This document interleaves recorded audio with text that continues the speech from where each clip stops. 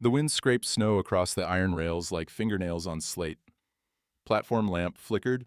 Coal smoke hung in the 18 below air, thick enough to taste metal on your tongue. Lily Brennan's wool blanket had frozen stiff where her breath dampened it. Ruth Galloway found the child at 9:47, curled on the bench with a ticket clutched in blue fingers. The station master leaned over Ruth's shoulder. Last northbound left at 7. Next one's April thaw. Lily's eyes opened. 9 years old, and already she'd learned to wake without making sound. Papa said Aunt Miriam would send for me. Bootsteps on the platform, heavy, deliberate. Silas Brennan appeared in banker's coat, guardianship papers folded in his hand. The child comes with me tonight. Daniel Hartwell set down his freight crate. 42, weathered, a rancher's build. He'd come for supplies, not trouble. Storm's too wild. She stays at my place till it's safe. Silas smiled without warmth. You're keeping my brother's child from family? The crowd murmured. Unmarried man, orphan girl, improper. Daniel's hand settled on Lily's shoulder. Protective, not possessive. I'm keeping her from freezing. Law can wait till sunrise. Silas stepped close enough that only Daniel could hear. You just made this harder than it needed to be. The ranch house smelled of wood smoke and linseed oil. Daniel carried Lily's small bundle inside while she stood in the doorway, snow melting off her coat onto pine floorboards. Guest room's there. He nodded toward a door on the left. Lily stepped inside.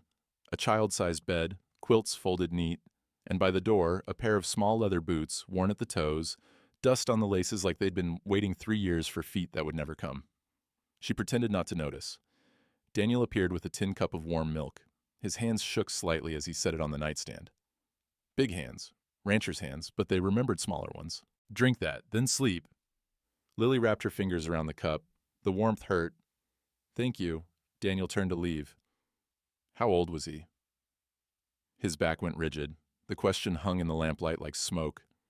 He walked out without answering, and Lily heard his boots on the porch, heard him stand there in the cold for a long time. 2 days passed. Lily learned the rhythm of ranch mornings. Livestock counted at dawn, coffee boiled strong. Daniel worked without wasted motion, teaching by example, not lecture. On the third morning, the sheriff arrived. Tom Briggs sat his horse like a man who'd rather be elsewhere. He handed Daniel a folded document, official seal pressed into wax. Custody hearing, March 15th, judge needs to determine guardianship. Daniel scanned the paper, 60 days. That all? The sheriff's jaw worked. There's more. Silas mentioned estate complications, says the girl's father died owing debts. What kind of debts? Bank kind.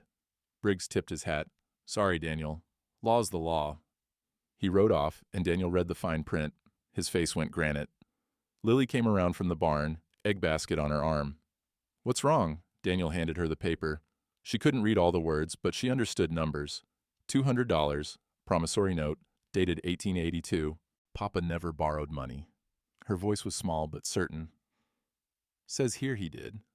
Lily stared at the signature. Something twisted in her stomach. The letters were too curly. Papa's writing was straight, like fence posts. That's not how Papa signed his name. Daniel looked at her, really looked. You sure? I saw him sign the thresher deed. He let me trace the letters. She pointed at the document. This is different. The paper was age yellow, but the ink was too black. Fresh. Daniel folded it carefully and tucked it inside his coat. Don't tell anyone what you just said. Not yet. Why? Because your uncle's a bank clerk, and bank clerks know how to make papers look older than they are. Sunday came cold and bright. Daniel hitched the wagon, and they rode to town for services. The church sat on the hill, white paint peeling, bell tower leaning slightly south. Inside, the pews smelled of beeswax and old hymnals. Daniel and Lily took a seat near the back. Whispers started immediately. Mrs. Carver, the banker's wife, turned in her pew, stared, whispered to the woman beside her. The woman's eyes went wide. During the second hymn, the murmuring grew loud enough that the preacher paused. Is there something you'd like to share with the congregation, Sister Carver? Mrs. Carver stood, smoothing her skirts. Just wondering if it's proper for an unmarried man to keep a young girl under his roof, without supervision. The church went silent, except for the creak of wood settling. Daniel didn't stand, didn't raise his voice. The child was freezing. I gave her shelter. If that offends your sense of propriety, Mrs. Carver, I'll pray for your Christian charity to improve. Red climbed up the woman's neck, but she sat down. After service, The Sunday school teacher blocked Lily from the children's line, just stood there with her arms folded until Lily turned away. Daniel found her by the wagon, small and still. Don't pay them any mind. They think you're bad. They think what they're told to think. He helped her into the wagon. Truth takes longer to travel than gossip. The preacher's voice carried across the churchyard, loud and clear for the departing crowd. Let us pray for those who confuse charity with ambition. May the Lord guide them toward humility. Daniel snapped the reins. The wagon rolled down the hill, and Lily didn't look back at the white church or the people gathered like crows on a fence line. On January 22nd, Silas came to the ranch. Daniel met him at the property line, didn't invite him closer. State your business. Silas dismounted, pulled a leather folder from his saddlebag. Inside more papers, official stamps, bank letterhead. My brother took a loan in 1882, $200 to purchase a McCormick thresher. He signed a promissory note, agreeing to repay within 3 years. Silas's voice was smooth as greased leather. He died before settling the debt. As executor of his estate and legal guardian of his child, I'm obligated to collect. Or I seize the equipment to satisfy the debt. The thresher's worth $800. I'm being generous, offering to settle for $200. Daniel's hands curled into fists. And if I challenge your records? Silas smiled. You'd be challenging a bank officer's documentation. In front of a judge who's known me 15 years. He tucked the folder away. You're a good man, Hartwell. But good doesn't win against the law, not when the law's written on bank paper. He mounted his horse and rode back toward town, and Daniel stood there watching until the dust settled. When he turned, Lily was on the porch. She'd heard everything. He's lying. I know. What do we do? Daniel looked at the barn where her father's thresher sat rusting under canvas. $800 of iron and hope. We find proof he's lying before he takes everything your father left you. Sunday service, the following week, felt like sitting in a courtroom. Lily kept her eyes on the hymnal, but she could feel the stares drilling into her back. During the sermon, the preacher spoke about the sins of pride, about men who thought themselves above the judgment of their community. His eyes kept drifting toward Daniel. When they stood for the final hymn, Mrs. Carver turned fully around in her pew. It's a shame, she said, loud enough for 3 rows to hear. A man taking advantage of a child's grief for his own purposes. Daniel's jaw tightened, but he kept singing. After the service, Lily walked toward the children gathered by the church steps. A girl her age was showing off a new hair ribbon. Lily smiled, took a step forward. Mrs. Carver appeared like a wall. I don't think that's appropriate, dear. These children's parents prefer they associate with proper influences. The girl with the ribbon looked at her shoes. The other children scattered like sparrows. Lily stood there alone on the church steps while the town watched. Her face burned, but she didn't cry. Wouldn't give them that. Daniel's hand found her shoulder. Let's go. As they walked to the wagon, the preacher's voice rang out across the yard. Benediction turned weapon. Let us pray for those who confuse charity with ambition. May the Lord guide them toward humility and proper conduct. The congregation murmured their amens. Lily climbed into the wagon and didn't look back. 2 days later, Silas requested a meeting at the bank. Daniel went alone. The bank office smelled of ink and varnish. Ledgers lined the walls like prison bars. Silas sat behind a broad desk, papers arranged in neat stacks. Thank you for coming. Silas gestured to a chair. I wanted to discuss this matter privately, man to man. Daniel remained standing. Silas pulled a document from his desk drawer. The paper was yellowed at the edges, creased from folding. He laid it flat. Promissory note, dated April 1882. $200 loaned to Thomas Brennan for the purchase of farm equipment, signed by my brother, witnessed by a clerk who's since moved to California. Daniel leaned over the desk, studying the signature. Thomas Brennan, the letter slightly cramped, the capitals too ornate. This was 3 years ago. Lily would have been 6. Children don't remember their father's business dealings. She remembers his handwriting. Silas's smile thinned. A child's memory against bank records, against a legal document with my brother's signature. He tapped the paper. The thresher is worth $800. I could demand full market value to settle the estate. Instead, I'm offering a reasonable settlement. $200 by April 1st, or I file for seizure. You're her uncle, which is why I'm being generous. Silas folded the document carefully. Unless you'd prefer to challenge this in court, But legal proceedings are expensive, Daniel, and judges don't look kindly on outsiders questioning documented debts, especially when the challenger is an unmarried man keeping his deceased brother's daughter without proper authority. The door opened. A clerk entered, carrying another stack of papers. He glanced at Daniel, then quickly away. Silas stood, extending his hand. April 1st, $200, or the equipment goes to auction to satisfy the debt. It's business, nothing personal. Daniel didn't shake his hand. He walked out, the bank door closing behind him with a sound like a cell locking. Outside, Lily waited on the wagon bench. She saw his face and knew. He won't stop. No, he won't. They rode home in silence. The sky was the color of old iron. That evening, Daniel sat at the kitchen table, counting money. $73 in a leather pouch, 3 months' savings. Not nearly enough. Lily watched from the doorway. What was the thresher worth when Papa bought it? New? About $800? And Uncle Silas says Papa borrowed $200? That's what he claims. Lily came into the kitchen, sat across from him. Her hands were small on the scarred wood. Papa saved for 2 years to buy that thresher. He showed me his bank book, $45 he'd saved. 3 days before... She stopped. 3 days before the accident, he showed me. He was so proud. Daniel looked up. You saw the bank book? He let me hold it. The numbers were written in ink, $45 deposited. Her voice went quiet. Uncle Silas worked at the bank. He would have known. The lamp flickered. Outside, wind rattled the windows. Daniel leaned back in his chair, thinking.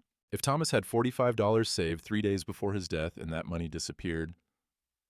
Did your father keep the bank book at home? No. He said banks keep them, so they're safe. And your uncle has access to bank records. Lily nodded slowly. Understanding crept across her face like frost on glass. He took Papa's money. Can't prove it yet. Daniel's voice was hard. But a man who'd forge a debt note would steal from his own brother. What do we do? Daniel looked at the $73, at the calendar showing March approaching, at this 9-year-old girl who'd already lost everything. We find someone who can prove that signature's a fake, someone who knew your father's hand. Who? Daniel stood, reached for his coat. Doc Carson. He witnessed your father's will 3 months before the accident. He'd have seen your father sign legal papers. If anyone can testify that signature's wrong, it's him. He paused at the door. Stay inside. Lock the door behind me. Don't open it for anyone but me or Ruth. Where are you going? To ask a doctor if he's willing to fight a bank. Daniel rode out into the winter night, and Lily watched from the window until his lamp disappeared into the dark. Then she barred the door and sat by the fire, listening to the wind and wondering if truth could ever be louder than lies written on bank paper. The clock ticked, the fire crackled. And somewhere in town, her uncle slept soundly behind his wall of forged documents and stolen money. Ruth Galloway's fingers moved across the telegraph key like a pianist playing a familiar song. Click, click, pause, click. The station office smelled of coal oil and strong coffee. Lily sat on a wooden stool watching. You're sending a message to my Aunt Miriam? 8th time since November. Ruth's mouth pressed into a thin line. Never gotten a reply. Maybe she moved. Maybe. Ruth finished the sequence, then pulled out a leather-bound log. Or maybe someone doesn't want her getting messages.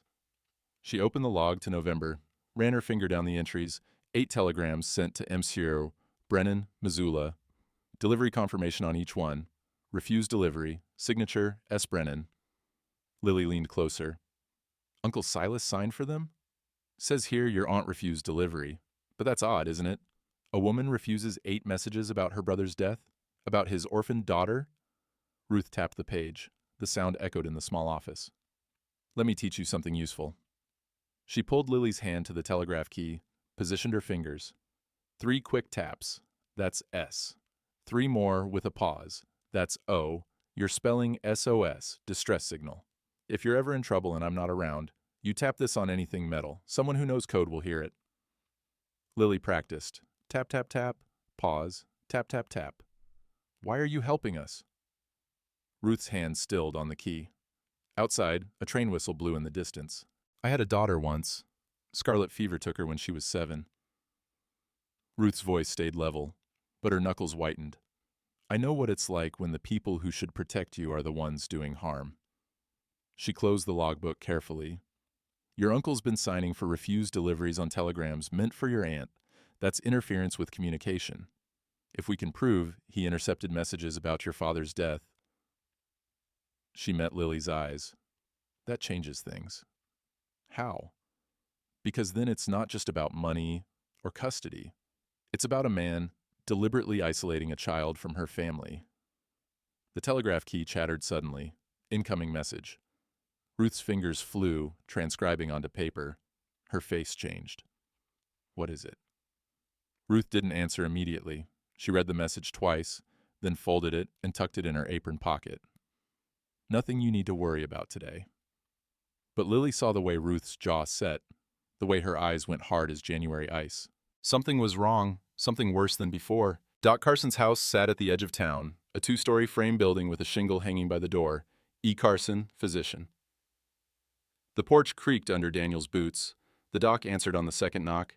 60-some years old, silver beard, eyes that had seen too much suffering to be shocked by much anymore. "Daniel, it's late. Need to talk to you about Thomas Brennan." Doc Carson stepped aside. "Come in." The parlor smelled of pipe tobacco and medical texts. Shelves lined with books, a desk covered in papers.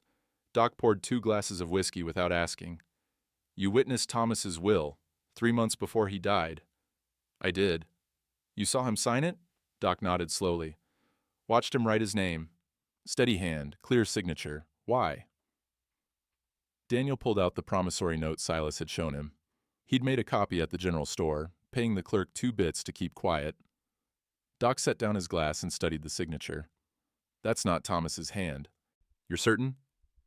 "I watched that man sign a legal will. His capital T was broad, confident, straight vertical line." Doc pointed at the promissory note. "This T is narrow, hesitant, and look at the B in Brennan. Thomas made his B's with a single stroke. This one's got 2 separate loops." "Would you testify to that?" Doc Carson was quiet for a long moment. Outside, a dog barked, snow began to fall, soft taps against the window. "Silas Brennan handles most of the bank's paperwork. He files property deeds, loan documents. I've seen his writing on half the legal papers in this town." Doc picked up the promissory note again. "This signature looks like someone trying to copy Thomas's hand, but they got the rhythm wrong." "That's not an answer. You're asking me to accuse a bank officer of forgery in a town where that bank holds most of the mortgages, including the one on this house." Daniel stood. "Then I'm asking the wrong man." "Sit down." Doc's voice had steel in it. "I didn't say I wouldn't testify. I said you're asking me to take a risk." He refilled both glasses. "Thomas Brennan was a good man, worked himself near to death to provide for that little girl. If his brother's stealing her inheritance, that's not just theft. That's betrayal of blood. So you'll testify? I'll do better than that." Doc went to his desk, unlocked a drawer. He pulled out a thin folder. When Thomas made his will, he signed 2 copies, one for the county recorder, one he left with me for safekeeping. He opened the folder. Inside, a legal document. Thomas Brennan's signature at the bottom, bold and clear. This was signed September 1884, 4 months before he died. Doc laid it beside the promissory note copy. "Take this to a handwriting expert. Any judge with eyes can see these signatures don't match." Daniel stared at the 2 documents. The difference was obvious once you looked. The real signature, strong and deliberate. The forged one, careful and cramped. Why would Silas forge a debt note? Because a man who dies owing money has his estate liquidated to pay creditors before heirs inherit. If Silas can claim Thomas owed him $200, he gets paid first. The child gets what's left, which, after legal fees and bank charges, would be nothing. Doc closed the folder but didn't hand it over yet. "You need to understand what you're starting. Silas has the town's respect. He handles their money, their mortgages. You accuse him of fraud, and half these people will call you a liar to protect their own interests." "I understand." "Do you?" Doc's eyes were hard. "Because that little girl's going to pay the price too. Church won't welcome her. Store might not sell to you. This town can be cruel to people who upset the order of things." Daniel met his gaze. "Then we'll find out what we're made of." Doc Carson handed him the folder.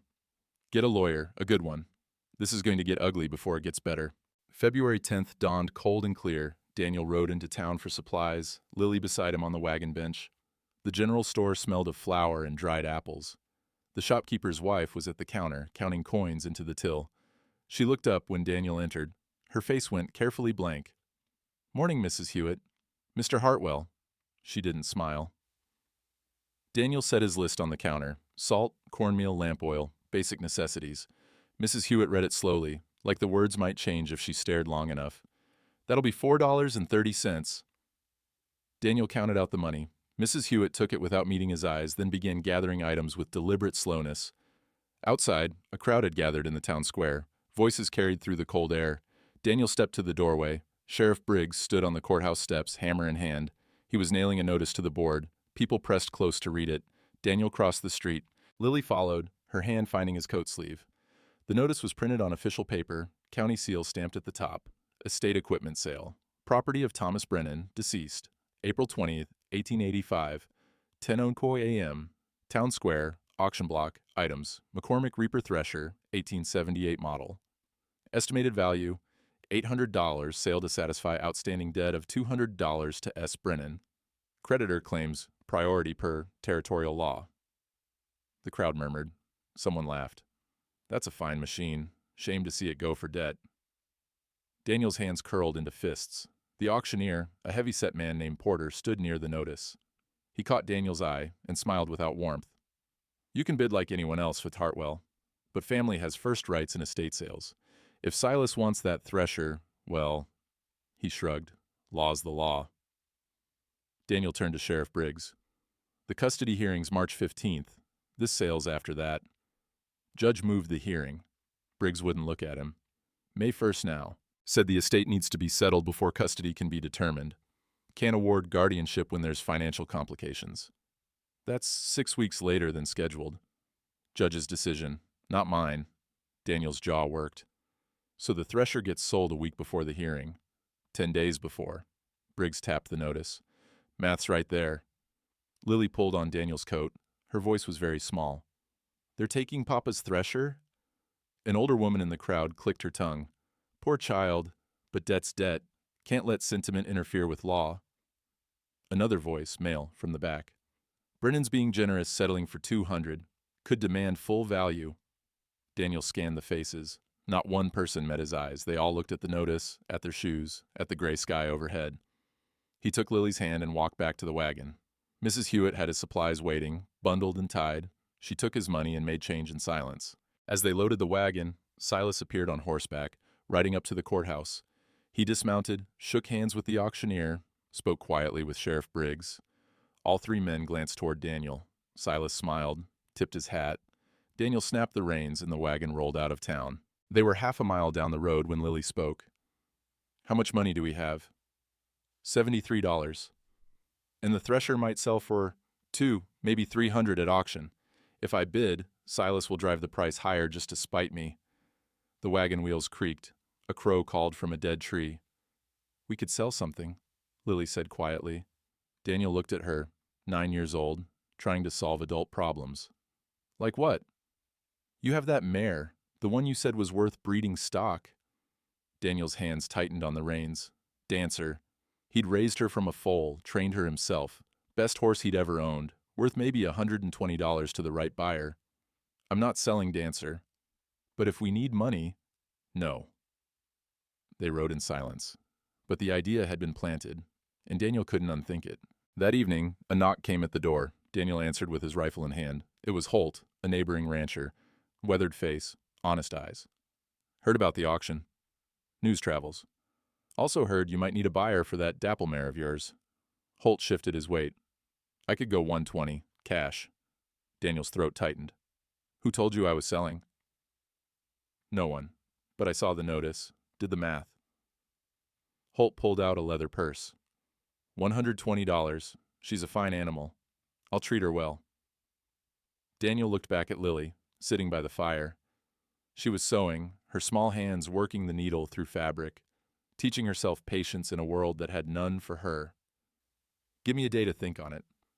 "Fair enough, but the offer expires end of week. I need to know." After Holt left, Daniel walked to the barn. Dancer stood in her stall, ears pricked forward. He ran his hand along her neck, warm, solid, loyal. "Some things matter more than what you love," he said quietly.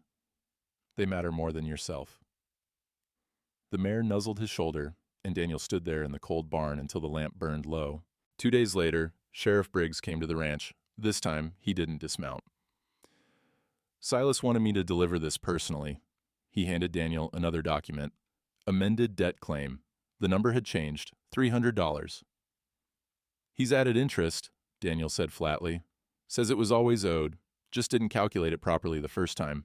3% annual for 3 years. Briggs's face was stone. It's all legal. Legal. Daniel's voice could have cut glass. He also wanted me to inform you that if you attempt to bid at the auction, he'll file a complaint about your guardianship arrangement. Says it's improper for an unmarried man to keep a female child. Judge might remove her before the hearing even happens. He's threatening to take her away if I try to save her inheritance. Briggs finally met his eyes. I'm just delivering messages. You're delivering threats. The sheriff's jaw worked. For a moment, something human flickered across his face. Then it hardened again. April 20th, 10 a.m., be there or don't, but know that if you make trouble, Silas has the law on his side. He rode off, and Daniel stood in the yard holding a piece of paper that said his fight was already lost. Inside, Lily was at the window. She'd heard everything. He won't let us win. No, he won't let us win his way. Daniel folded the amended claim. So we find another way. How? Daniel thought of Doc Carson's testimony, of Ruth's telegraph logs showing intercepted messages, of the signature that didn't match. We prove he's a liar in front of the whole town, at that auction. And if we can't? Daniel knelt down, eye level with her. Then we lose the thresher. But you don't lose me, and I don't lose you. Your father left you something more valuable than a machine. What? People who will fight for you even when the law says not to. Lily's eyes filled, but she didn't cry. Instead, she nodded once, firm. That night, Daniel wrote a letter to a traveling lawyer named Samuel Pace. He'd heard Pace took cases other lawyers wouldn't touch, cases where the odds were bad and the clients were poor. He offered $50 retainer, $70 more if they won. It was every cent he had except $3. He sealed the letter with wax and rode to town before dawn to post it, before he could change his mind. When he came back, Lily was making breakfast. Eggs and cornmeal. Simple food, but she'd set 2 plates. Mr. Holt came by while you were gone, she said quietly. I told him you'd sell the mare. He's coming this afternoon with the money. Daniel's chest tightened. Lily, Papa used to say that love is what you're willing to give up. Her voice was steady, small, but steady. You're giving up Dancer for me. That means something. She set the plates on the table, and they ate in silence, while the morning light crept across the floor and the calendar on the wall showed April creeping closer like a storm they couldn't outrun. Holt came that afternoon with cash in a leather pouch, $120 in bills and coin. He counted it onto the kitchen table while Dancer stood in the yard, already saddled. She's a fine animal, Daniel. I'll take good care of her. Daniel nodded, couldn't speak. Holt led the mare away, and Lily watched from the porch as the best horse on the ranch disappeared down the road. Daniel stood beside her, hands shoved in his pockets. You didn't have to do that, she said. Yes, I did. The money sat on the table like an accusation. $193 total now. Not enough to outbid Silas if he wanted to be cruel. Not enough to win anything except the chance to try. That evening, a rider came. Young man, barely 20, with a canvas bag slung over his shoulder. He dismounted and approached the porch. Daniel Hartwell? That's me.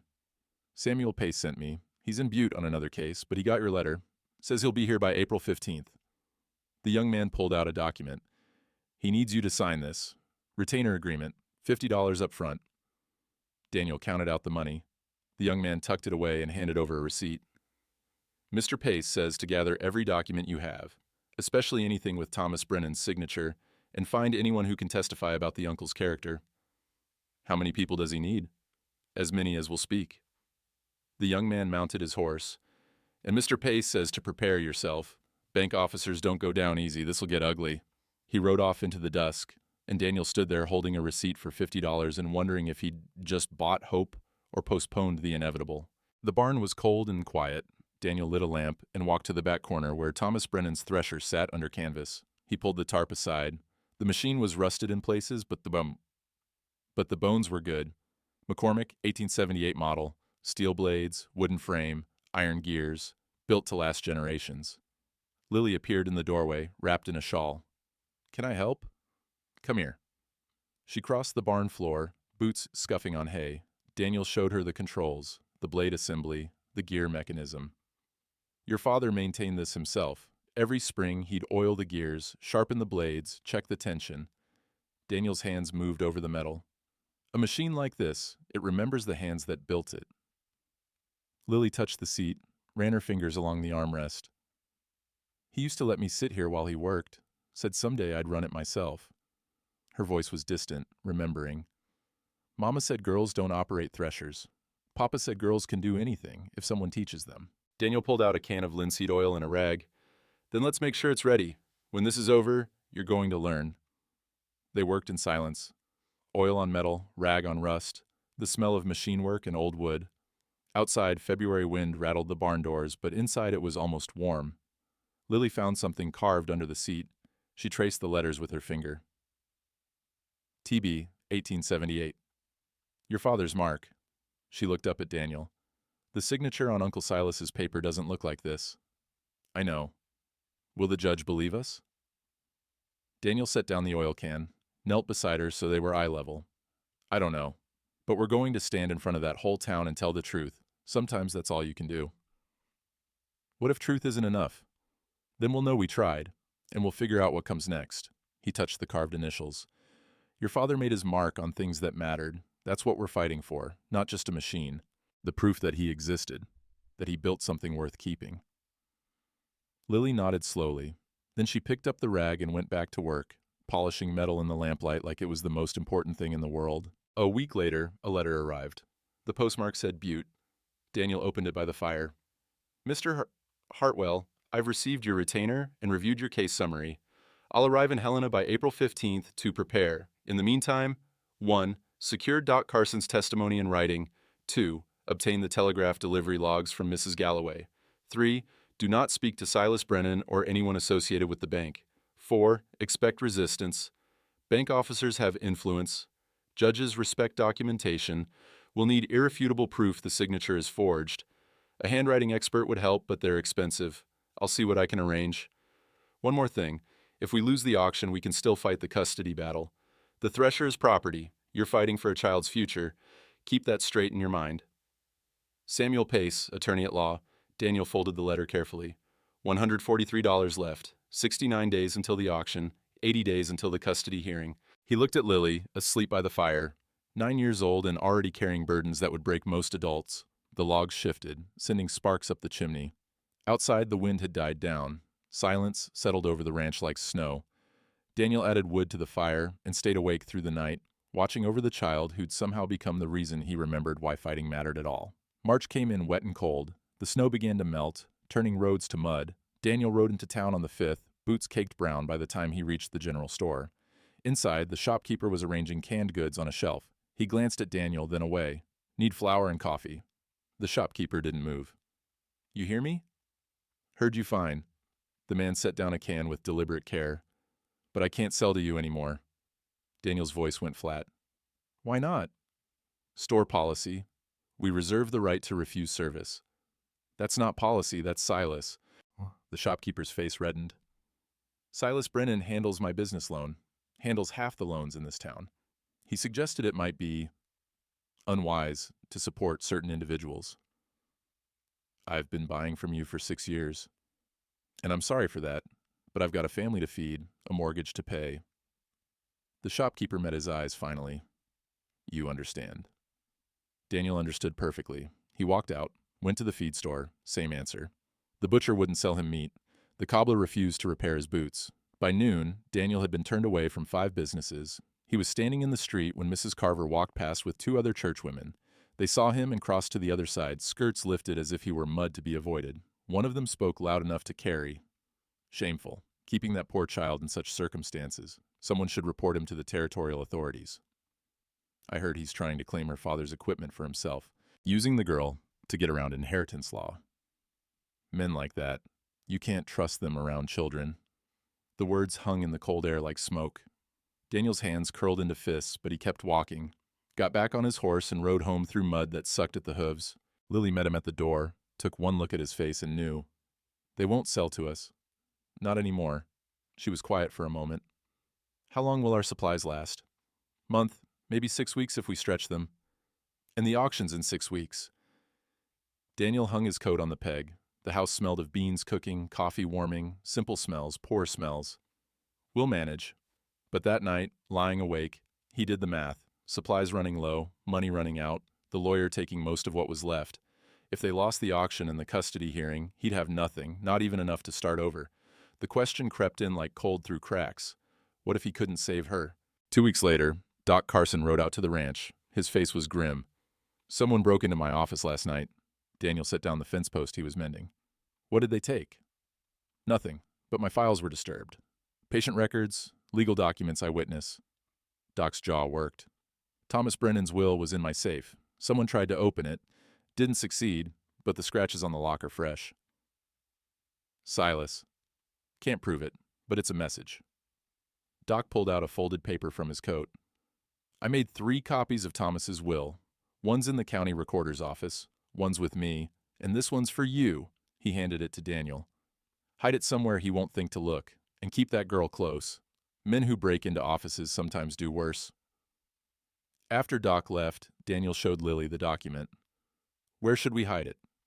She thought for a moment, then went to the barn, to the thresher. She lifted the seat, found a hollow space in the frame underneath. Papa showed me this when I was little. Said every good machine has a secret place for keeping things that matter. Daniel slid the will inside. It fit perfectly, invisible, unless you knew where to look. Smart girl. Papa was a smart man. They covered the thresher again and walked back to the house through mud that was starting to firm up as March dried toward April. On March 18th, Doc Carson made his trip. He rode 40 miles to the county seat, to the recorder's office, where all legal documents were filed. The clerk was a tired-looking woman with ink-stained fingers. I need to examine a death certificate. Thomas Brennan died January 1885. She pulled the file. Doc spread the certificate on the counter, studying the signature at the bottom. Thomas had signed it himself a day before the accident, required for the insurance policy. The signature was bold, confident. The capital T had a broad vertical stroke. The B in Brennan was made with a single flowing motion. Doc pulled out the copy of the promissory note Silas had shown, laid it beside the death certificate. Different. Completely different. The death certificate signature, strong, decisive, written by a man who knew his own name. The promissory note. Signature, hesitant, careful, the letters cramped and ornate. The clerk leaned over, curious. Those don't look like the same hand. They're not. Doc straightened. I need to make an official request. I need a comparison done by someone who knows handwriting. We don't have anyone like that here. Then who does? The clerk thought for a moment. Territorial Marshal's office in Butte. They've got a man who examines documents for fraud cases, but he's expensive. $25 for a professional opinion. Doc pulled out his wallet, counted out the money. Send the request. Tell him it's urgent. I need his testimony by April 15th. The clerk wrote up the forms, took his money, and Doc rode back to Helena with proof that wouldn't mean anything unless someone official said it mattered. That evening, he stopped at the ranch. Daniel and Lily were sitting on the porch, watching the sun set over mountains still capped with snow. Got news. They both turned. Doc sat on the porch rail, pulled out his notes. Death certificate and promissory note signatures don't match, not even close. Any fool can see it, but we need an expert to testify. Can you get one? Already paid for one. Man from Butte. He examines documents for the territorial marshal. If he says it's forged, judges listen. Lily leaned forward. Will he come to the auction?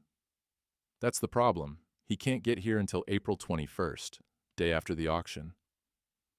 The hope that had flickered in Daniel's chest dimmed. So we lose the thresher no matter what. Maybe. Doc's eyes were sharp. Unless we can delay the auction, file for an extension, make Silas wait while we get the evidence lined up. On what grounds? Disputed estate. We file a formal challenge to the debt claim. Says we have evidence the promissory note is fraudulent. Judge would have to postpone the sale until it's investigated. Daniel looked at Lily. She was staring at the mountains, her profile sharp in the fading light. How much time would that buy us? 2 weeks, maybe 3 if we're lucky. Enough for your handwriting expert to examine the documents. And testify, in front of the whole town. Doc stood. Your lawyer needs to file the challenge by April 10th. before the auction notice becomes legally binding. Pace won't be here until the 15th. Then he needs to file it from Butte. Telegraph him tonight. Daniel nodded slowly. The pieces were falling into place. Not a guarantee, just a chance, but sometimes a chance was all you needed. Doc mounted his horse. One more thing.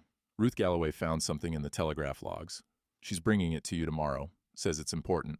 He rode off, and Daniel sat on the porch with Lily while the stars came out and the temperature dropped, and somewhere in town, Silas Brennan slept soundly, not knowing that the ground beneath his lies was starting to crack. Ruth arrived the next morning with a ledger tucked under her arm. She smelled of coal oil and determination.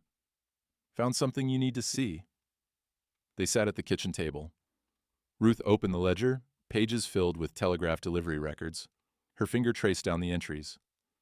8 telegrams sent to Miriam Brennan in Missoula between November and January, all marked refused delivery, all signed for by Silas Brennan. Daniel leaned closer. You showed me this before. Look at the dates. Ruth tapped the page. First telegram sent November 3rd, 2 days after Thomas died. I sent it myself, telling Miriam her brother was dead and Lily needed family. Lily's breath caught. Ruth continued. Second telegram, November 10th. Third one, November 20th. I kept trying because it seemed wrong that a woman wouldn't respond to news of her brother's death. What are you saying? I'm saying that Silas signed for refused delivery on all 8 telegrams, but postal law requires the intended recipient to refuse in person, or to be genuinely absent. Ruth's eyes were hard. I telegraphed the Missoula postmaster yesterday, asked if he knew Miriam Brennan. She pulled out another paper, a reply telegram. M. Brennan resides 14 Pine Street. Stop been here 12 years. Stop never refused mail. Stop reliable customer. Daniel read it twice. Silas intercepted the telegrams. More than that, he signed false documents claiming they were refused. That's federal mail fraud. 5 years in prison, if convicted. Lily's voice was small. Aunt Miriam never knew Papa died? She never knew. Ruth's hand covered Lily's. Your uncle made sure she couldn't reach you. Kept you isolated so he could control the estate. Daniel stood, paced to the window. Outside, crows circled the barn. We need to tell the marshal. Already did. Ruth smiled grimly. Telegraphed the federal marshal in Butte this morning. Explained the situation. He's sending someone to investigate. When? April 18th, 3 days before the auction. Daniel turned. That's not soon enough. The auction will be delayed if your lawyer files the challenge. And if the marshal's investigating mail fraud, the judge won't let the sale proceed. Not while there's a federal case pending. Hope flickered again, fragile, but real. Ruth stood. There's one more thing. The postmaster in Missoula is sending an official statement, sworn testimony that Miriam Brennan never refused those telegrams. It'll arrive by courier in 5 days. She touched Daniel's arm. You're going to win this. Not because the law's on your side, because the truth's louder than his lies. After Ruth left, Lily sat at the table, staring at the telegraph records. Aunt Miriam's been in Missoula the whole time. Yes. She would have come if she'd known. Yes. Lily's hands curled into small fists. He stole my family. Daniel knelt beside her chair. No, he tried to, but you still have your aunt, and you have Ruth and Doc and me. For how long? If we lose... We're not losing, his voice was firm. Not to a man who forges papers and lies to federal officers. But that night, alone on the porch, Daniel wasn't so certain. He thought of Dancer, sold, of his savings, spent, of the town that had turned its back. He thought of his son, James, 7 years old, drowned in a creek while Daniel was too far away to hear him call for help. What if he failed again? 3 days later, the dam broke. Daniel was in the barn when he heard it, a sound he hadn't made in 3 years, a sound he'd locked away with his grief, sobbing. He found himself on his knees in the empty horse stall where Dancer used to sleep. His hands shook, his chest heaved. James, his boy, his son who loved fishing and hated arithmetic and laughed at Daniel's bad jokes, gone. 3 years gone, and the hole never filled, never would. And now Lily, another child, another chance to fail. The sobs came harder, gut deep, the kind that left you hollow. He didn't hear her approach, didn't know she was there until her small hand touched his shoulder. Daniel? He couldn't look at her, couldn't let her see him broken. I'm fine. You're crying. I'm fine. Lily sat down beside him in the straw. Didn't speak, just sat there while he tried to pull himself together and failed. Finally, he managed words. I had a son, James. He was 7. Daniel's voice cracked. He drowned in the creek behind the property. I was fixing fence, half a mile away. Didn't hear him fall in, didn't hear him call for help. Lily was quiet. I carried him back to the house, tried everything, but he was already gone. Daniel wiped his face with shaking hands. His mother left a month later. Couldn't look at me. Couldn't stay in the house where he died. I don't blame her. It wasn't your fault. I was his father. I was supposed to protect him. Papa used to say, accidents don't ask permission. They just happen. Daniel finally looked at her. 9 years old, and she'd already learned truths it took most people lifetimes to understand. I'm scared, he admitted. Scared I'll fail you like I failed him. Scared the judge will take you away and I won't be able to stop it. Scared that wanting to save you isn't enough. Lily's voice was steady. Papa said scared and brave feel the same. You're scared you'll fail me like you think you failed him. She took his hand. She took. But you haven't failed me yet. You took me in when no one else would. You sold your best horse. You're fighting Uncle Silas even though the whole town's against you. What if we lose? Then we lose. But at least you tried. She squeezed his hand. That's more than anyone else did. Daniel pulled her into a hug, held on like she might disappear. I can't lose another child. You won't, because I'm not going anywhere. Her voice was muffled against his shoulder. You're stuck with me. They sat in the barn while evening light slanted through the cracks and dust motes danced in the air. Outside, the world kept turning. Inside, something broken started to mend, not fixed, not whole, but mending. When they finally went back to the house, Daniel felt lighter. The fear was still there. But so was something else. Purpose. He'd lost James. Nothing could change that. But Lily was here, now, alive, and he'd fight for her with everything he had left, even if it meant losing everything else. April 20th dawned clear and cold. Daniel stood on the porch at 5 a.m, watching the sun rise over mountains that didn't care about auctions or justice or the fate of orphaned children. He'd dressed in his best shirt, shaved, polished his boots, a man going to war dressed for the occasion. Lily came out wearing the blue dress Ruth had given her. Her hair was braided tight, face scrubbed clean. She looked older than 9. Loss did that to children. Ready? She nodded. They rode to town in silence. The wagon wheels cut through mud that had dried overnight, leaving tracks like scars. The town square was packed. Seemed like every soul in Helena had come to watch the Brennan estate sale. Farmers in work clothes, shop owners in Sunday best, women with baskets, men with pipes. The auction block stood in the center, wooden platform built for cattle sales and public humiliation. The thresher sat on display beside it. Someone had cleaned it, oiled the gears, made it look valuable, worth taking. Silas stood near the platform talking with the auctioneer. He wore a black suit, watch chain gleaming. When he saw Daniel, he smiled. Daniel helped Lily down from the wagon. They pushed through the crowd toward the front. Doc Carson was already there, standing with Ruth. Both of them nodded. Allies in a hostile room. The auctioneer climbed onto the platform. Heavy man named Porter, voice like a carnival barker. Ladies and gentlemen, we're here to conduct the sale of estate property belonging to the late Thomas Brennan. Proceeds to satisfy outstanding debt owed to Silas Brennan, as documented and legally witnessed. He gestured to the thresher. McCormick Reaper Thresher, 1878 model, fine condition, estimated value $800. We'll start the bidding at $200 to cover the debt. Silas raised his hand immediately. $200. The crowd murmured. No one else bid. $200 once, Porter called. Do I hear $250? Daniel's throat was tight.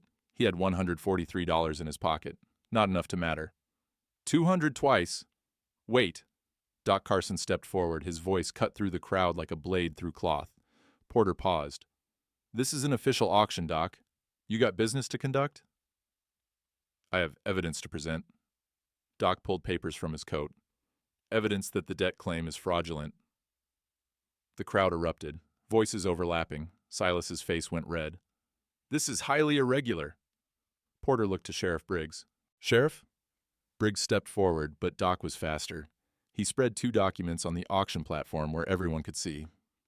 This is Thomas Brennan's death certificate. Signed by Thomas himself one day before his accident required for insurance purposes. I witnessed the signature personally. He placed the second document beside it, a copy of the promissory note. And this is the debt note Silas claims Thomas signed 3 years ago. Look at the signatures. People pressed closer. Daniel lifted Lily so she could see. The difference was obvious. Even from 10 feet away, you could see it. The death certificate signature. Bold, straight, confident strokes. The promissory note. Cramped, ornate, hesitant. They don't match, someone in the crowd said. Because Thomas Brennan didn't sign that debt note. Doc's voice rang clear. Someone forged his signature. Silas pushed through. This is outrageous. That's a legal document, properly filed and forged. And Doc didn't back down. I've examined both signatures. I witnessed Thomas sign legal papers multiple times. The promissory note signature is fraudulent. Porter looked between them, sweating. Sheriff, what do we do? We need a handwriting expert, Briggs said slowly. Not just a doctor's opinion. Already arranged. Doc pulled out a third paper. Territorial Marshal's office in Butte. I sent both documents for professional examination. The expert's report should arrive any day. Silas's face had gone from red to pale. You have no authority to... I have every authority. As the witness to Thomas Brennan's will, I have legal standing to challenge estate claims. Doc turned to the crowd. This auction should be postponed until the Marshal's investigation is complete. The crowd was buzzing now, people arguing, some defending Silas, others looking uncertain. Then Ruth stepped forward. There's more. She held up her telegraph ledger. Silas Brennan intercepted 8 telegrams intended for Miriam Brennan, Thomas's sister, Lily's aunt. She opened the ledger, showed the crowd the delivery records. All marked refused delivery, all signed by Silas. I contacted the postmaster in Missoula. Miriam Brennan never refused those telegrams. She never even received them. Silas signed false documents claiming she did. The murmuring grew louder. That's mail fraud, someone said. Federal crime. Ruth nodded. Federal Marshal's investigating. He'll be here in 2 days. Silas's composure cracked. This is a conspiracy. These people are trying to steal my niece's inheritance for themselves. We're trying to protect it, Daniel said. His voice wasn't loud, but it carried. From a man who forged documents and lied to federal officers. You have no proof. We have your signature on false delivery records. We have 2 signatures that don't match. We have a federal investigation. Daniel stepped closer. And we have the truth. The crowd had shifted. Daniel could feel it, the current changing direction. Porter looked to Sheriff Briggs. What's your call, Tom? Briggs was quiet for a long moment. His eyes moved from Silas to Daniel to the documents spread on the platform. Finally, he spoke. Auctions postponed, pending investigation. You can't do that, Silas's voice rose. I have legal claim to... You have a claim that's being challenged with evidence. Judge won't let this sale proceed until it's settled. Briggs's tone was flat, final. Auction's done. Silas looked around wildly, at the crowd, at Porter, at the thresher sitting on display. This isn't over. No, Doc said quietly. It's not. The crowd began to disperse. Some people congratulated Daniel. Others avoided his eyes. Mrs. Carver left without a word, head high, spine rigid. Lily stood beside the thresher, one hand on the metal frame. Ruth approached, knelt down. Your Aunt Miriam's been telegraphed. She'll be here within the week. Lily's eyes filled. She's coming? Soon as she can arrange travel. She never knew about your father, sweetheart. She would have come immediately if she'd known. Daniel felt something in his chest unclench. Not relief, not yet, but hope. Real hope. Doc packed up his documents. Marshall arrives day after tomorrow. He'll want statements from everyone. Ruth, you'll need to show him the telegraph records. Already prepared. And Daniel, your lawyer, is here. A man stepped out of the crowd. 50-some years old, gray beard, sharp eyes. He carried a leather satchel and wore a trail coat. Samuel Pace got in this morning. He extended his hand to Daniel. Heard I missed quite a show. Just getting started, Pace smiled. Good, I like a fight. He turned to Silas, who was still standing by the platform, face like stone.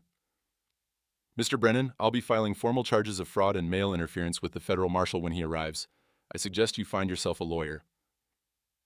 Silas didn't respond, just turned and walked away through the crowd that parted like water around a stone. Daniel watched him go. The fight wasn't over, but for the first time, they had weapons that mattered: truth, evidence, witnesses, and a town that was starting to see through the lies. Lily tugged his sleeve. "Can we go home now?" Home. The ranch. The place they'd built together out of grief and necessity. "Yes, let's go home."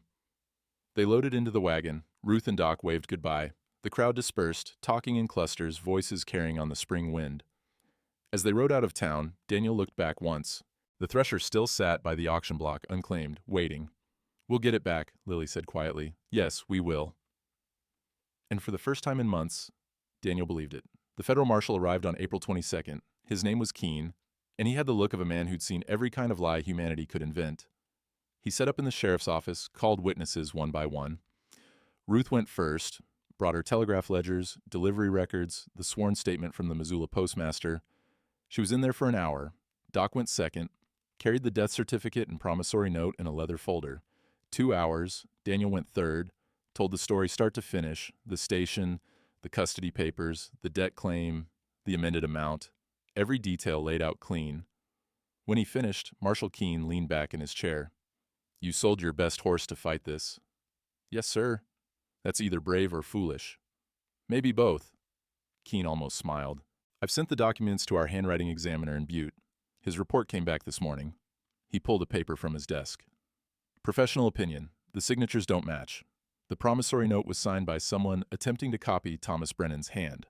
Likely someone familiar with his writing, but not skilled in forgery." Daniel's heart hammered. "That's proof. That's evidence. Strong evidence." Keene set down the paper. "Combined with the telegraph fraud, we have grounds for federal charges. Mail interference carries 5 years. Fraud adds another 3. Will you arrest him?" "This afternoon, soon as I finish with the last witness." "Who's left?" "The girl, Lily." Lily sat across from Marshal Keene in a chair too big for her. Her feet didn't touch the floor. Keene's voice was gentle. "I need you to tell me about your father's handwriting." "Papa let me trace letters when he signed the thresher deed. He showed me how he made his T straight up and down, like a fence post, and his B was one smooth line, not 2 loops." "And the signature? On your uncle's debt note?" "The T is skinny, curly, and the B has 2 separate parts." She looked up at Keene. "It's not Papa's writing." "You're sure?" "I'm sure." Keene nodded slowly. "One more question. Did your father ever mention owing your uncle money?" "No, sir. Papa saved for 2 years to buy the thresher. He showed me his bank book 3 days before he died. $45 he'd saved. He was proud." "Did your uncle work at the bank?" "Yes, sir." Keene wrote something in his notes. Then he closed his book and looked at her with eyes that had seen too much and still believed in getting things right. "Thank you, Lily. You've been very helpful." They arrested Silas at 4 o'clock that afternoon. Daniel wasn't there to see it. Heard about it later from Ruth, who'd been at the station when they brought him through. Silas in handcuffs, face like carved stone, silent. They put him on the evening train to Butte for federal arraignment, mail fraud, document forgery, theft of estate funds, 5 witnesses, 3 pieces of documentary evidence, 1 handwriting expert's report. The trial was set for May 15th, after the custody hearing. April 22nd was also the day Miriam Brennan arrived. She came on the afternoon train, a woman in her 40s with Thomas's eyes and Lily's chin. She stepped onto the platform and looked around, lost. Ruth found her first, brought her to the ranch. Daniel was on the porch when the wagon pulled up. Lily was in the barn, didn't know yet. Miriam climbed down, moved like someone in a dream. "Mr. Hartwell?" "Yes, ma'am." "I'm Miriam Brennan, Thomas's sister." Her voice broke. "I didn't know. I swear to God, I didn't know he was gone until 3 days ago when the marshal's telegram reached me." "I know. Your brother's partner intercepted your messages." "Silas." The name came out bitter. "Thomas never trusted him, said Silas always wanted what other people had." Lily appeared in the barn doorway, stood frozen, staring. Miriam saw her, made a sound like grief and relief mixed together. "Lily?" The girl ran, crossed the yard in seconds, and crashed into her aunt's arms.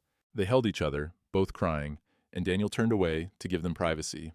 That evening they sat at the kitchen table. Miriam, Lily, Daniel. Ruth had stayed for dinner, brought a pie. "I want to take her to Missoula," Miriam said carefully. She's my blood, my responsibility. Lily's hand found Daniel's under the table. But, Miriam continued, I've been told she's been living here for months, that you've taken good care of her, that you fought for her when no one else would. Daniel nodded. So I'm proposing something. Miriam looked between them. Lily stays here through summer, gets to know you properly, keeps attending school here. Then in September she comes to Missoula for the school year. Holidays, she can choose where she wants to be. What about custody? Daniel asked. I'll petition to be legal guardian, but I'll request you be granted temporary custody, 6 months at a time, renewable. Miriam's voice was firm. My brother chose to bring his family to Montana, to build something here. Lily should have the choice to stay connected to that, if she wants. Lily looked up at Daniel. Do you want me to stay? His throat tightened. Yes. Then I want to stay. Miriam smiled. It was sad and warm at the same time. Then it settled. We'll present the arrangement to the judge on May 1st. The custody hearing was brief. Judge Walton reviewed the documents, the arrest report, the handwriting analysis, Ruth's telegraph records, Miriam's petition. He looked at Lily. Who do you want as your guardian? Aunt Miriam, but I want to live with Daniel too, part of the year. That's an unusual arrangement. It's an unusual situation, Your Honor. Lawyer Pace stood. The child has lost her parents, nearly lost her inheritance to fraud, and has been living with Mr. Hartwell for 4 months. She's formed attachments. The aunt supports the shared custody arrangement. Judge Walton was quiet for a long moment. Granted. Legal guardianship to Miriam Brennan, temporary custody to Daniel Hartwell, renewable every 6 months pending the guardian's approval and the child's preference. He struck his gavel. Case closed. Outside the courthouse, spring sun warmed the steps. Early birds sang in the trees. The snow was gone completely now, replaced by mud and new grass. Lily stood between Daniel and Miriam, holding both their hands. Can we go see the thresher? Daniel smiled. It's waiting for you. They walked to the impound yard where the equipment had been held during the investigation. The thresher sat in the sun, metal gleaming. Lily climbed onto the seat, touched the controls her father had touched. When can I learn to run it? This summer. I'll teach you everything your father would have. Promise? Promise. Miriam watched, tears on her face. Thomas would be proud. Of both of you. Ruth appeared with a telegram in her hand.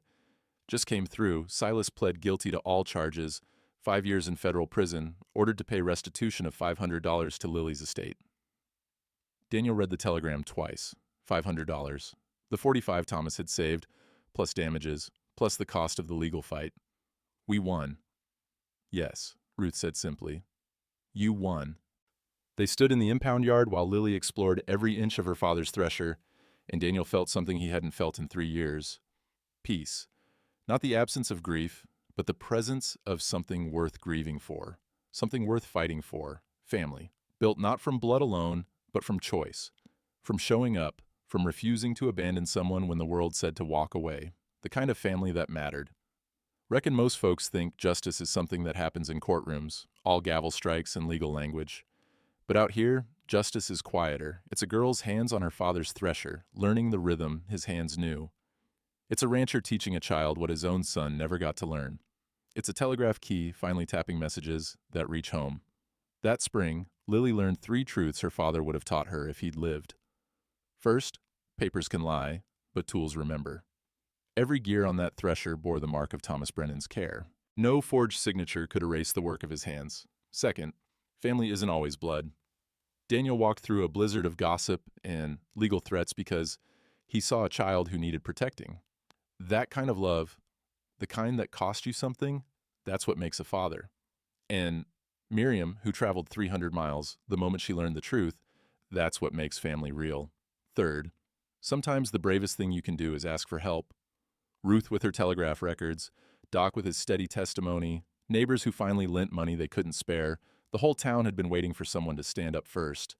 Daniel just happened to be fool enough to try. By May, the mud had dried. Robins nested in the barn eaves where Dancer used to sleep. Lily planted marigolds by the porch steps, her mother's favorite, and learned to operate the thresher under Daniel's patient instruction. Miriam visited every other week, watched from the garden, smiling the way Thomas might have if he'd lived to see his daughter grow strong. Daniel stood at the fence line one evening, sun warm on his back, and felt something he hadn't felt since James died. Not whole, exactly, but healing. He'd learned you could carry loss and love at the same time.